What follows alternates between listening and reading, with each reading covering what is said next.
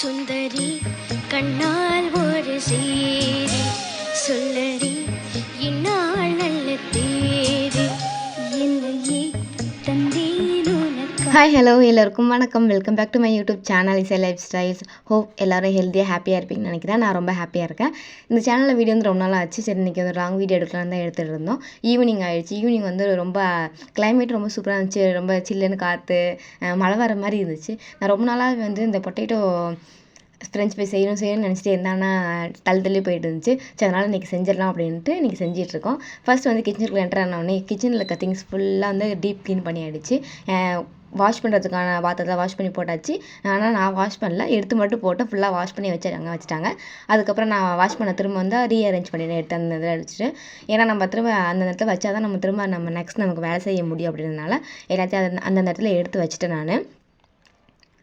அப்புறம் வந்து பொட்டேட்டோ வந்து நல்லா வாஷ் பண்ணிவிட்டு பீல் பண்ண ஆரம்பிச்சிட்டேன். நான் வந்து இன்றைக்கி ஒரு 4 பொட்டேட்டோ எடுத்திருக்கேன். அதுவே வந்து 10 இல்லை, எங்களுக்கு சொல்லப்போனால் இன்னும் 2 சேர்த்து எடுத்துருக்கலாம். நான் அதை எடுக்கும்போது ஏன்டா இவ்வளோ அதிகமாக எடுக்கிறோன்னு நினச்சேன். நான் எங்கள் தம்பிங்குள்ளே அரட்டை அடிச்சுட்டு அப்படியே வேலை செஞ்சுட்டு இருந்தேன். நான் எங்கேருந்து கரெக்டாக கண்டுபிடிச்சி குட்டி தங்கமாக வந்து சேர்ந்துட்டாங்க.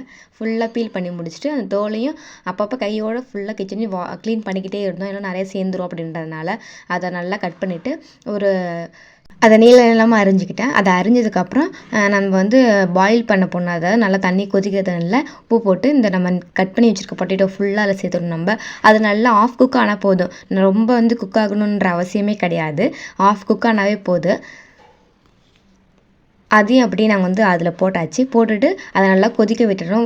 தேவையான அளவுக்கு இதில் வந்து நம்ம அரை உப்பு போட்டால் போதும். ஃபுல்லாக உப்பு போடணுங்கிற எந்த அவசியமும் கிடையாது. அதனால் வந்து பாதி மட்டும் உப்பு போட்டு நல்லா கொதிக்க விட்டாச்சு. நம்ம இதை வெந்துச்சான்னு எப்படி செக் பண்ணோம்னா, நம்ம ஒரு கத்தியோ இல்லை டூத் பிக்கோ செக் பண்ணி பார்க்கலாம். நல்லா ஹாஃப் குக்கான போது, ரொம்ப குக் ஆகிட வேணாம். ஓரளவுக்கு சாஃப்டாக இறங்கினா போதும்.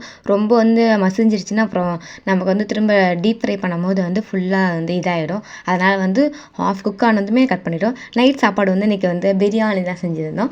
அதையும் அப்படியே சைடில் வச்சுக்கிட்டு ஃப்ரெஞ்ச் ஃப்ரை செஞ்சிட்ருக்கோம் நாங்கள். இதுக்கு வந்து கார்ன்ஃப்ளவர்லாம் சேர்த்துருக்கோம். வேறு எதுவுமே தேவையில்லை. இந்த ஃப்ரெஞ்ச் ஃப்ரைஸ்க்கு கார்ன்ஃப்ளவர் மட்டும் சேர்த்துக்கிட்டு அதை நல்லா பாயில் ஆனதை எடுத்து ஒரு க்ளீன் டவலில் வந்து நல்லா தொடச்சி எடுத்துக்கணும். ஈரம் எதுவுமே இல்லாத. ஏன்னா நம்ம வந்து எண்ணெயில் போட்டு எடுக்கிறோம் அப்படின்றதுனால வந்து அது வந்து நான் வெடிச்சிடும். அப்படின்னால ஃபுல்லாக வந்து க்ளீனாக தண்ணி எல்லாம் தொடச்சி முடிச்சதுக்கப்புறம் எடுத்துக்கலாம். நான் இது ஒரு டைம் வந்து நல்ல தண்ணியிலே வந்து ஃபுல்லாக கழுவிட்டேன். ஏன்னா அந்த சூடு இருக்காது அப்படின்றதுனால சைடில் எண்ணெய் பற்ற வச்சுட்டேன் நான்.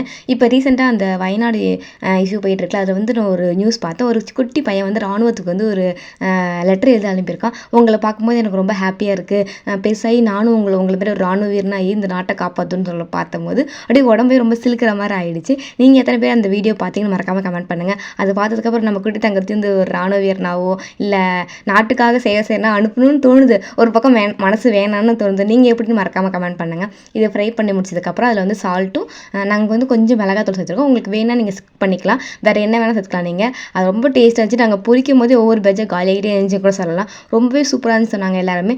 டாடா பாய்.